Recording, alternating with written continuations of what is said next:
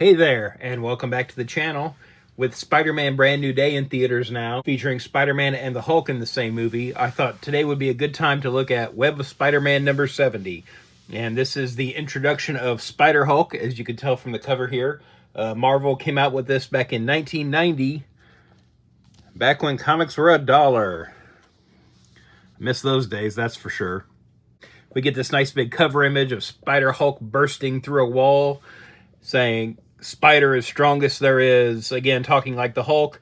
And are you ready for Spider-Hulk down here? I don't think you are. I don't think we were ready for Spider-Hulk back in 1990, but here we are. So we have the old school Marvel intro that we used to have on all the books at the very beginning, kind of giving you background on the characters. We then cut to 5:14 p.m. on a train here, and we have Spider-Man holding this weird-looking sci-fi device, and he's kind of falling asleep on top of the train. And we have our title here, A Hulk by Any Other Name. And so we have Jerry Conway on plot, David Michelin on script, Alex Saviuk on pencils, and Keith Williams on inks.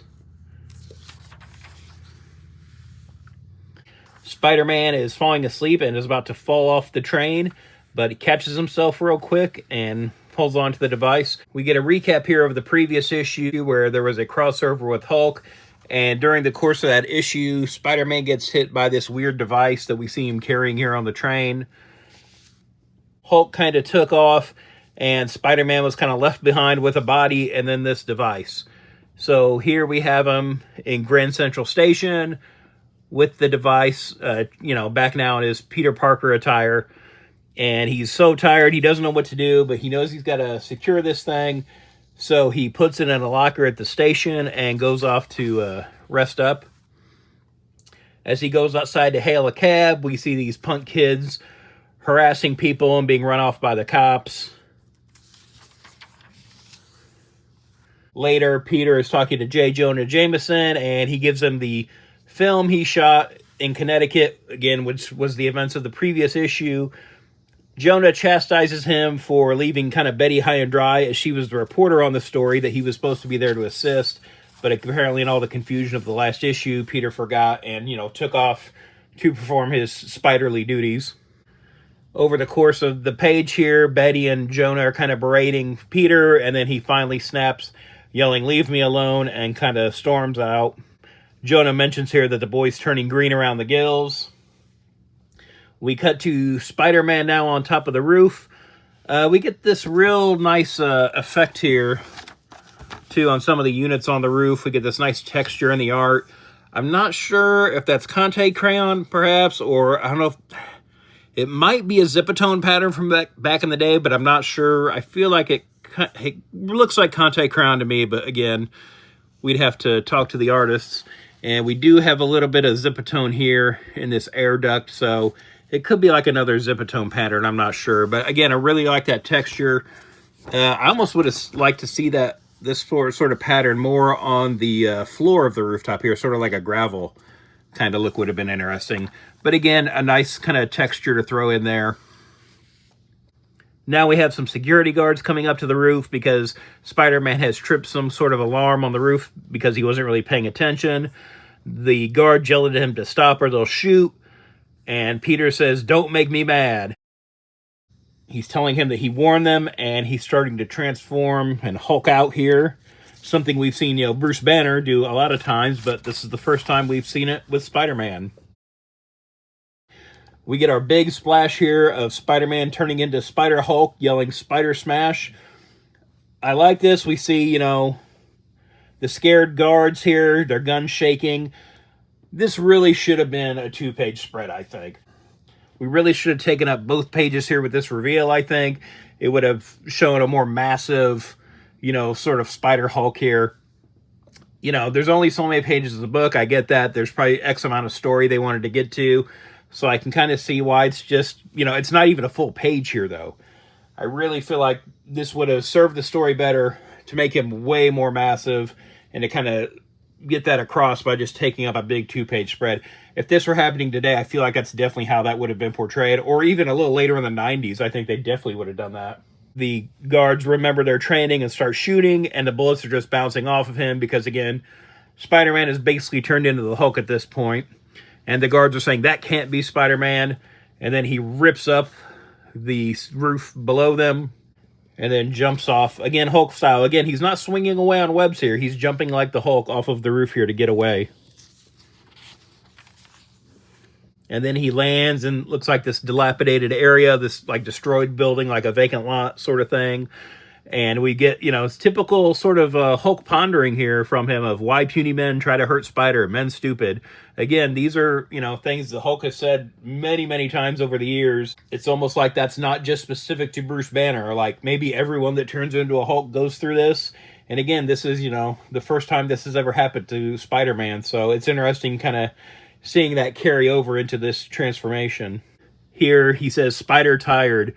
Too, maybe Spider's asleep, and so he falls asleep and transforms back into, you know, regular Peter Parker Spider-Man here, as we see a group of people sort of surrounding him here. So now it's hours later, and he wakes up, and we see this group of homeless people who are offering to feed him and kind of take care of him here. At first, Peter thinks he just had a bad dream, but then he sees how his costume is shredded, and realizes that, you know, what he thought was a dream was real. He was hulking out, and so here he kind of takes off again on a spider web and swings away. So now Peter is at Betty's apartment trying to find some information on the scientist that created the device. She mentions he was working on bioenergy transference. Betty says she'll get the scientist's address and suggests that maybe Mary Jane needs to help him out. But Peter refuses and says he just needs rest and takes off. Okay, so big Spider House ad. This is the size of image we should have had for the Spider-Hulk introduction. Big 2-page spread like this. Later on, Peter is swinging his way over to the scientist's lab and kind of goes in through the skylight here. He webs up a camera. But as he finds this notebook, he picks up, the alarms start going off, and that triggers him into transforming into a Hulk again. But Peter's still aware enough here to get away, and he sort of swings off on a web here. It's interesting. It's almost like the shock is sort of like his spider sense is triggering the transformation almost when he senses danger. But he's able to get away here and stop the transformation from happening. Peter is going through the notes in an alley here and finds out that the device must have transferred some of the Hulk's energy onto him, hence Spider-Hulk. In this background here, we also have a similar texture to what we saw on the rooftop, and I'm going to say this is Conte crayon here. I'll bet that's what it is. Just sort of the marks you have here with that, where, you know, this looks like something that is drawn on, not necessarily cut out from a sheet like a Zipatone effect. So I'm going to bet that's what this is here. Or, you know, could be some other kind of brushwork I'm not familiar with, but that's kind of what it looks like to me. Peter realizes that the device is the key to stopping his transformations, and so he swings off back to Grand Central Station to retrieve it. We find the punk kids from before now in Grand Central Station, popping open lockers and robbing them. And of course, they come across the locker that Peter used to store the device in, and they take off with it. As a homeless guy here is stunned by Spider-Man's appearance. Spider-Man goes through the locker, gets frustrated because the device is gone, and transforms into Spider-Hulk again. The homeless man tells him that, you know, the kids took it and ran off with it. In his anger, Peter webs up the giant clock in the station and pulls it down, smashing it. And he yells at the kids to give him the thingy. Again, he's not even articulate enough here to name the device. Just calls it the thingy and demands it back. He lunges at the kids here who hit him with the device again. And this sort of drains out the, gamma radiation from his body. And we see him he smashes the device as it happens. Again, so we can't just get Spider-Hulk again, I guess. So instinctively, Peter takes off again and kind of web swings out of the station as he's turning normal again. Or, I guess as normal as Spider-Man gets. Seeing a billboard here, Peter is contemplating the sort of rampage he just went on and how the Daily Bugle will have a hard time convincing anyone that Spider-Man's a hero after this. Oddly enough, he does kind of become the menace that J. Jonah Jameson is always warning people about in this issue. But, you know, it took him to become the Hulk to do that. At the end here, Spider-Man thinks, oh, it was nice while it lasted. You know, people thinking of him as a hero and not, you know, the menace that the Bugle is always portraying him as. So that's the end of the issue here. We've got an ad for the Mighty Mouse comic that Marvel did back then. I actually have a letter in an issue of this series. So, Back to the Future. So that's the tale of Spider-Hulk. I really like this issue. I picked it up off the rack when I was a kid. I really liked it back then. I thought it was a cool combination of these two heroes. I think it's a really cool visual. It is a bulky Spider-Man, but you see the green skin and you kind of know right away what the deal is here. They have brought back Spider-Hulk since a couple times. I know there's a Funko Pop. There's an action figure of this.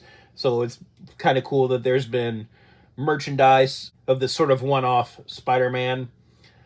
I don't know if they've ever included him in a video game or not. If you know, let me know in the comments. That's something I'm always kind of waiting for.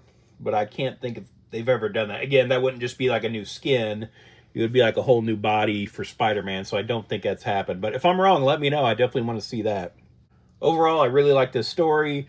It's a nice sort of done-in-one. Now, it does refer to the previous issue, but they're pretty good about giving you a recap of what happened. And again, it's a pretty straightforward story. Spider-Man turns into the Hulk. There's not a lot you got to know here. So if I was going to rate this book, I'd say very fine. I like the story. I like the art. I feel like there's a couple things they could have done better.